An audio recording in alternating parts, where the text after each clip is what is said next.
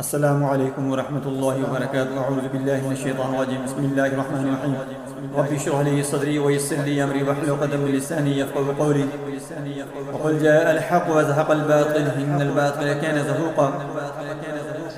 بعض عورتیں اپنے خامد کی اتنی زیادہ تعریف کرتی ہیں اپنے کزنوں کے آگے، اپنے رشتہ داروں کے آگے، اپنے عزیز و اقارب کے آگے، اپنے کلاس فیلوز کے آگے، اور اپنے جو کولیگز ہوتے ہیں، بعض دفعہ نوکری وغیرہ کرتی ہیں، سروس وغیرہ کرتی ہیں، یا ہمسایوں کے